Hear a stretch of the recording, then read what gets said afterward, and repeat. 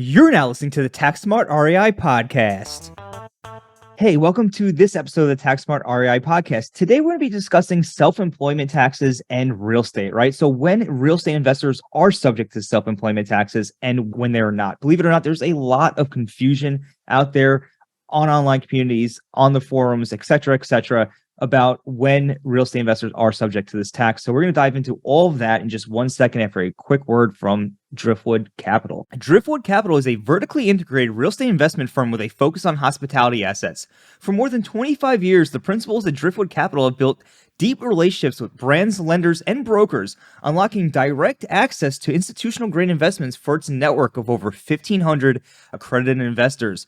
Driftwood finds deals, completes due diligence, creates the business plan, secures financing, and closes the deal with its own capital. Then Driftwood offers accredited investors the opportunity to invest directly in these deals with a minimum of $50,000, enabling you to create a diverse portfolio that meets your financial goals. It's time to start building your portfolio today. Visit www.driftwoodcapital.com/CPA to learn more. Again, that's www.driftwoodcapital.com/CPA to learn more. That's all for now, and without further ado, we'll jump right into today's episode.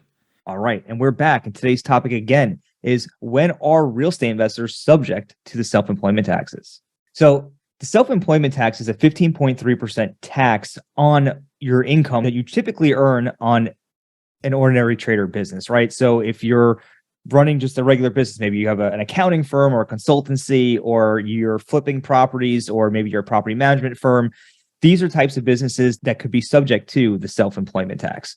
And the self-employment tax is a 15.3% tax on your net income from these businesses. So it's kind of important to understand if self-employment taxes impact real estate investors, right? Like if I just buy a long-term rental, is my long-term rental subject to this additional 15.3% tax? We don't really think about this because depreciation eliminates all of our income. So we don't really have positive income at the end of the day that when we report it to the IRS. So we're not really thinking about this, but every once in a while, you might have some big income coming in from your rental real estate, and you might start to wonder, wait a second, do I owe this additional 15.3% tax, much like I do on my business income, right? And the 15.3% tax, it's two halves. It's the employee half and it's the employer half of Social Security and Medicare tax. So it's a 7.65% tax that the employee pays, 7.65% that the employer pays. But when you're self-employed, you pay both halves. So if I just have a W-2 job, and I'm not self-employed, I'm only going to pay my 7.65%. My employer is going to pay the other 7.65%. So it's also kind of something just to be aware of. Like even if you are a W-2 employee, you are able to drastically reduce your income.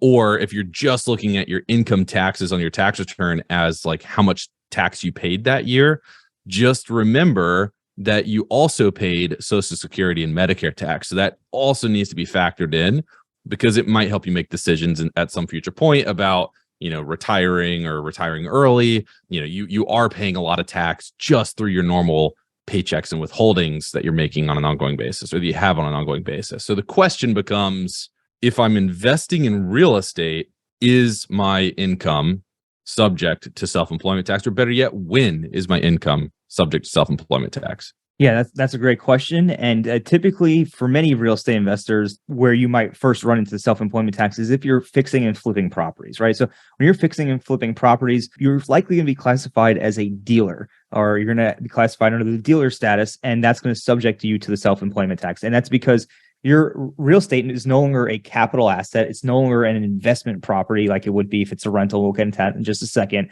but it becomes inventory, and as if it were just a regular trader business, right? So like if you look at a retail store, if they're selling candy, that's inventory, and their net income from that retail store is going to be subject to self-employment tax. The same principle goes here when you're dealing with fix and flipping properties. Because it's inventory, because you're not holding it for investment, you're holding it for resale, that's when you're going to be subject to the 15.3% self-employment tax. It's a first opportunity. Right. And so to take this further, IRC section 1402A defines net earnings from self-employment, and the subparagraph 1 says that there shall be excluded from self-employment tax all rentals from real estate.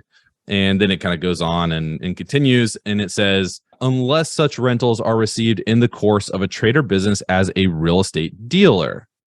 All right. So we have to kind of think about that real estate dealer definition that is in IRS publication 334. And it says you're a real estate dealer if you're engaged in the business of selling real estate to customers with the purpose of making a profit from those sales. Rent you receive from real estate held for sale for customers is subject to self-employment tax. However, rent you receive from real estate held for speculation or investment is not subject to self-employment tax because you wouldn't be a real estate dealer at that point. So kind of muddies the water a little bit, right? Makes it a little confusing. Like if I have a short-term rental, then I'm not going to be a real estate dealer, but I might be classified as a service business if I'm providing substantial services to my guests. So that's where I might get tripped up with the self-employment tax rules. If I'm doing too much, right? If I'm providing substantial services to my guests, that's when I'm probably going to be on Schedule C. That's when I'm going to be subject to those self-employment taxes. Even if I'm not necessarily a dealer, I'm doing a lot. Like tenants are coming because they want the service, because I'm giving them all this extra stuff, and the lodging is part of that, but it's maybe not like the main thing. Is that kind of the right way to think about it? Yeah, this could certainly be one way to think about it. I think one way to look at it is like when you're renting out a property, you're renting out the space to the tenant, and that's a rental activity for the most part. As we're learning here, that's not generally going to be subject to the self-employment tax. However, once you start piling on services on top of that, right? Services are typically subject to self-employment tax. So I think that is the right way to think about it. If you're starting to provide significant services to your tenants or to your guests, that's when you could rise to the level of being subject to that self-employment tax. But when you're purely renting it out again, and you're renting it out and you're holding that asset, that piece of real estate for investment rather than to hold it out for resale, that's when you're not going to be subject to the tax. Yep, makes sense. And so let's talk about why do tax advisors constantly get this wrong? And when I say get this wrong, I mean, we see a self-storage facility reported on Schedule C. We see a short-term rental reported on Schedule C when maybe it shouldn't be, because we're not providing substantial services. We're just passively renting this thing. Even if we're materially participating, we're still not providing substantial services.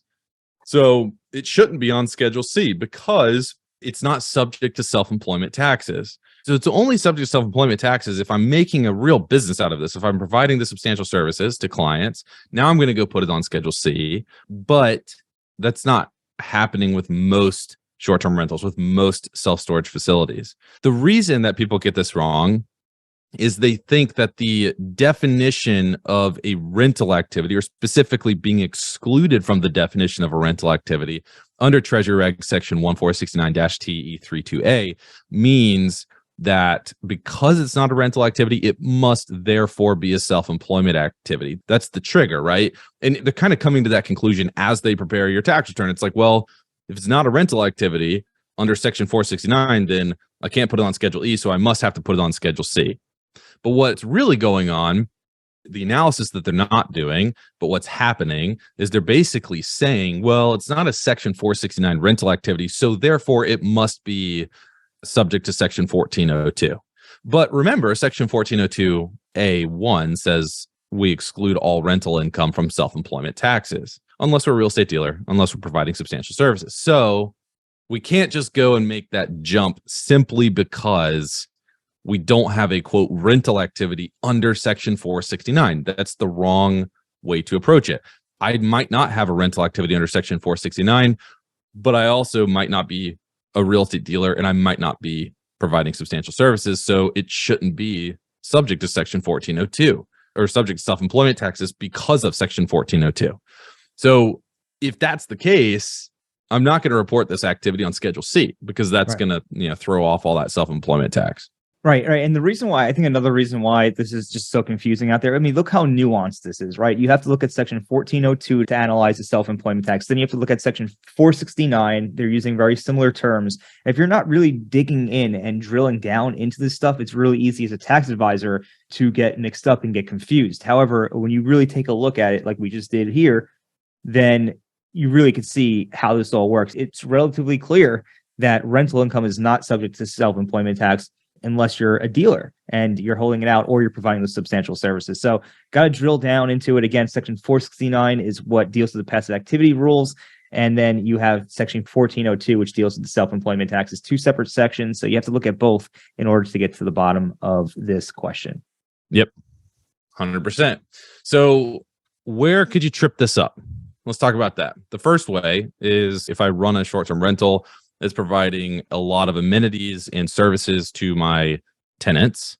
So maybe they go and rent my beach house and I have a golf cart that they can pay me to access. Maybe I give them tours. We have people that give their short-term rental tenants tours of the lake, tours of the city. That would trip substantial services, right? Now you do have a Schedule C activity. You're providing a lot more than simply lodging.